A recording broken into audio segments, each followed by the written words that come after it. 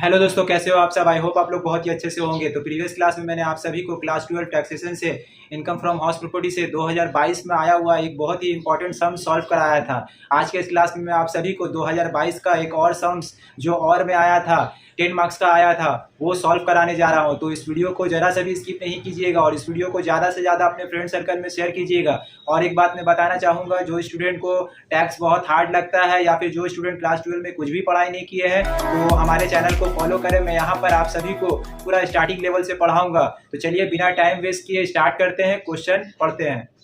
Mr. Ajit Kar is the owner of 2 houses at Damdam, the particulars of which for the previous year 2020-2021 are as follow.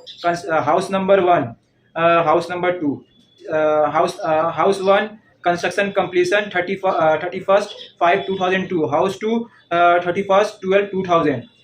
Use for house 1 tenant residence, house 2 own residence. Municipal value house 1 rupees 1,20,000, house 2 rupees 1,50,000. Fair rent house 1 rupees 1,50,000, house 2 1,80,000. Municipal tax house 1 rupees 12,000, house 2 rupees 15,000. House 1 rent receipt rupees 1,20,000. House 1 interest on loan rupees 35,000. House 2 rupees 42,000. Loan has been taken for construction of house 1 and house 2 before 1st April 1999. Compute income from house property of Mr. Ajit Kar for the assessment year 2021-2022.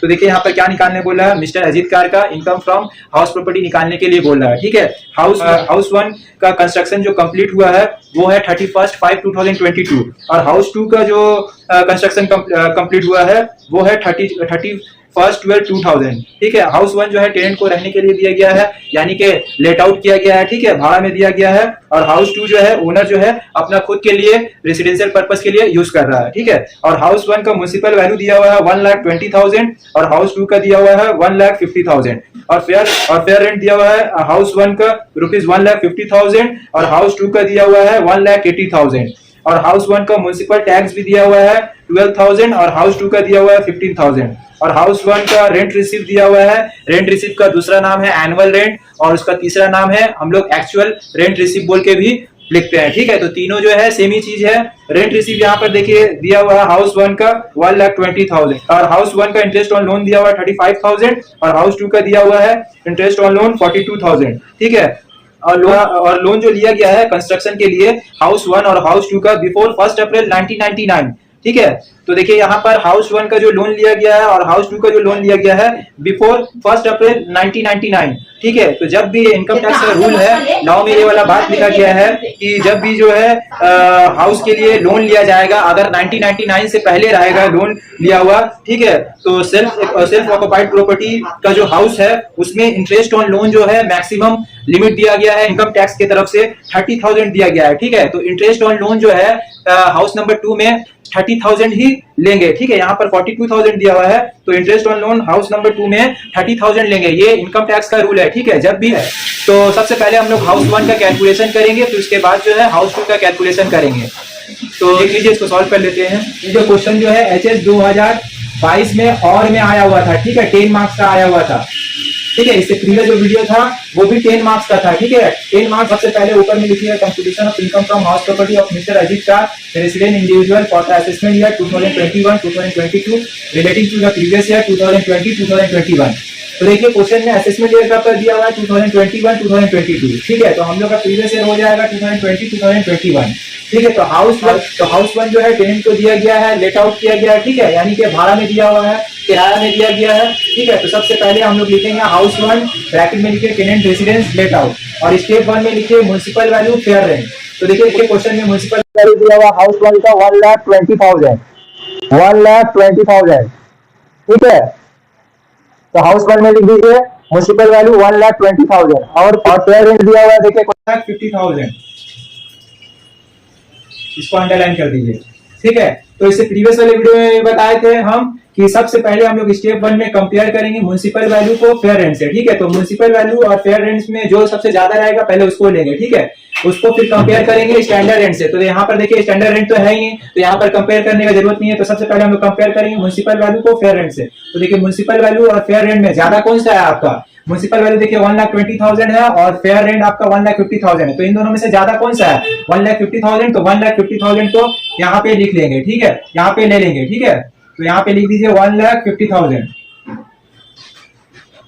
1,50,000 लिख दीजिए, ठीक है। यहाँ पे लिखिए whichever is higher that will be taken as reasonable expected rent under section 23(1)(a), ठीक है। अब स्टेप 2 में लिखिए रेंट रिसीप्ट। तो देखिए रेंट रिसीप्ट दिया हुआ है क्वेश्चन में 1,20,000, ठीक है, 1,20,000 लिख दीजिए। अब देखिए इन दोनों में से ज्यादा कौन सा है, इसको पहले अंडरलाइन कर दीजिए, ठीक है। अब देखिए इन दोनों में से ज्यादा कौन सा है, 1,50,000 या 1,20,000? 1,50,000 है, तो 1,50,000 को यहाँ पे ले लेंगे, लिखिए 1,50,000, ठीक है। और स्टेप 3 में लिख दीजिए whichever is higher of step 1 and 2, ठीक है। तो देखिए यहाँ पर वैकेंसी पीरियड भी नहीं है, तो वैकेंसी पीरियड अगर रहता तो वो लेस हो जाता है ना, तब जाके हम लोग का ग्रॉस एनुअल वैल्यू निकलता। तो यहाँ पर वैकेंसी पीरियड नहीं है तो कोई बात नहीं है, नहीं लेंगे। तो ये मेरा क्या निकल गया, स्टेप 4 में ग्रॉस एनुअल वैल्यू निकल गया, ठीक है। इसको यहाँ पे अंडरलाइन करके लिख दीजिए 1,50,000। तो ये मेरा क्या निकल गया, ग्रॉस एनुअल वैल्यू निकल गया, ठीक है, 1,50,000। अब लेस होता है क्या, म्युनिसिपल टैक्स। तो देखिए म्युनिसिपल टैक्स दिया हुआ है क्वेश्चन में हाउस 1 का 12,000। तो यहाँ पर 12,000 लिख दीजिए। तो 1,50,000 से 12,000 माइनस हो जाएगा, तो ये आपका आएगा 1,38,000, ठीक है, 1,38,000। तो ये मेरा क्या निकल गया, नेट एनुअल वैल्यू, ठीक है। नेट एनुअल वैल्यू से लेस करते हैं हम लोग deduction under section 24। Standard deduction under section 24 है 30% ऑफ एनएवी। तो जो हम लोग का एनएवी आया है, एनएवी मतलब नेट एनुअल वैल्यू जो आया है 1,38,000, इसका 30% जो है माइनस हो जाएगा आपका। तो स्टैंडर्ड डिडक्शन आपका आ रहा है 41,400, ठीक है। तो इसका 30% जो है हम लोग ले लेंगे। तो 1,38,000 का 30% होता है 41,400, ठीक है। ये माइनस हो जाएगा स्टैंडर्ड डिडक्शन। फिर उसके बाद पॉइंट 2 में लिखिए interest on loan under section 24B। तो देखिए फर्स्ट हाउस पे जो है इंटरेस्ट ऑन लोन दिया हुआ है, कितना दिया हुआ है, 35,000 लिख दीजिए, ठीक है, ये ठीक है। तो ये दोनों ही माइनस हो जाएगा, ये दोनों को पहले ऐड करके यहाँ लिखिए, फिर उसके बाद माइनस कीजिएगा। तो 76,400। अब 1,38,000 को 76,400 से माइनस कर दीजिए, तो ये आपका आ जाएगा 61,600। तो ये मेरा क्या निकल गया, income from let out property, ठीक है। तो फर्स्ट हाउस का मेरा इनकम निकल गया। अब सेकंड हाउस का कैलकुलेशन हम लोग करेंगे। तो सबसे पहले जो है इसको आप लोग स्क्रीनशॉट ले लीजिए, फिर उसके बाद जो है मैं सेकंड हाउस का बता रहा हूँ। अब हाउस 2 का एक बार कैलकुलेशन को आप लोग देख लीजिए। तो यहाँ पे लिखिए हाउस 2 और ब्रैकेट में लिखिए सेल्फ ऑक्युपाइड प्रॉपर्टी। तो देखिए हाउस 2 जो है ओनर जो है अपना खुद के लिए रेसिडेंशियल पर्पस के लिए यूज कर रहा है। तो मैं पहले भी आप सभी को बताया हूं और आज भी यही बात बता रहा हूं कि जब भी ओनर जो है अपना हाउस को, अपना प्रॉपर्टी को अपना खुद के लिए यूज करेगा, तो उस केस में जो है नेट एनुअल वैल्यू जो है अंडर सेक्शन 23(2)(a) वो क्या हो जाएगा, नील हो जाएगा। जब भी ओनर अपना हाउस को अपना रेसिडेंशियल पर्पस के लिए यूज करेगा, यानी कि अपना खुद के लिए यूज करेगा, तब उस केस में जो है नेट एनुअल वैल्यू क्या होगा, अंडर सेक्शन 23(2)(a) नील हो जाएगा, ठीक है। तो यहाँ पे लिख दीजिए नील। अब उसके बाद देखिए इंटरेस्ट ऑन लोन दिया हुआ है, ठीक है। तो यहाँ पे लिखिए interest on loan under section 24B, ठीक है। तो देखिए इंटरेस्ट ऑन लोन जो है क्वेश्चन में दिया हुआ है 42,000 हाउस 2 का, ठीक है। और लोन जो लिया गया है वो 1 अप्रैल बिफोर 1999 से पहले लिया गया है, ठीक है। तो और हुआ है, ठीक है। तो इनकम टैक्स का ये रूल है, अगर लोन जो है 1 अप्रैल बिफोर 1 अप्रैल 1999 से पहले लिया हुआ है, तो उस केस में जो है इंटरेस्ट ऑन लोन का मैक्सिमम लिमिट होता है 30,000, ठीक है। तो देखिए एक्चुअल में इंटरेस्ट ऑन लोन कितना है, 42,000 है ना। तो यहाँ पे लिखिए 42,000, ठीक है। और मैक्सिमम लिमिट कितना है हम लोग का, 30,000, ठीक है। तो 30,000 यहाँ पे लिख दीजिए,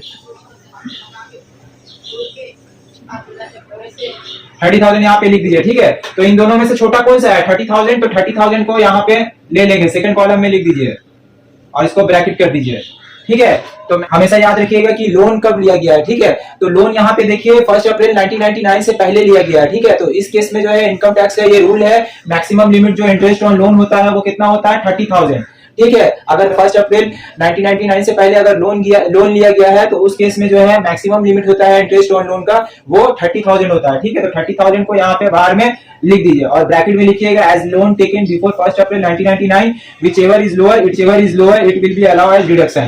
तो इन दोनों में से छोटा कौन सा 30,000, तो 30,000 को बाहर में लिख दीजिए। ठीक है, अब इसको अंडरलाइन कर दीजिए। तो देखिए नेट एनुअल वैल्यू तो हम लोग का नील है ना, और इंटरेस्ट और लोन जो है 30,000 आया है, तो इन दोनों को तो इसको इससे माइनस कीजिएगा तो वही 30,000 आएगा। तो 30,000 ये मेरा निकल, यहाँ पे लिख दीजिए। ठीक है, तो ये मेरा क्या निकल गया, income from self occupied property. तो ये मेरा 30,000 जो है नेगेटिव बैलेंस निकल गया है ना, तो नेगेटिव बैलेंस यहाँ पे लिख दीजिए। तो ये अब हाउस 1 और हाउस 2 का टोटल इनकम हम लोग निकाल लेंगे। तो यहाँ पे लिखिए total income from house property. तो देखिए हाउस 1 का, तो ब्रैकेट में लिखिए हाउस 1 माइनस हाउस 2। तो देखिए 61,600 हाउस 1 का लेटेड प्रॉपर्टी का इनकम आया था। ठीक है, यहाँ पे माइनस का साइन दे दीजिए। ठीक है, आप देखिए हाउस 2 मेरा क्या है, नेगेटिव बैलेंस आया, तो 30,000 माइनस में कर दीजिए। ठीक है, 30,000 मेरा माइनस हो जाएगा, तो हम लोग का निकल जाएगा total income from house property. तो ये आपका आ जाएगा 31,600। ठीक है, हाउस 1 तो ये हो गया सम्स कंप्लीट। उम्मीद है कि ये सम्स आपको इनकम फ्रॉम हाउस प्रॉपर्टी का 2022 में आया हुआ एक बहुत ही इंपॉर्टेंट सम समझ में आया होगा। अगर सम समझ में नहीं आया तो कमेंट सेक्शन में कमेंट जरूर करें, मैं आप सभी को रिप्लाई दूंगा। तो आज के लिए इतना ही, फिर मिलेंगे नेक्स्ट वीडियो के साथ। Thank you so much.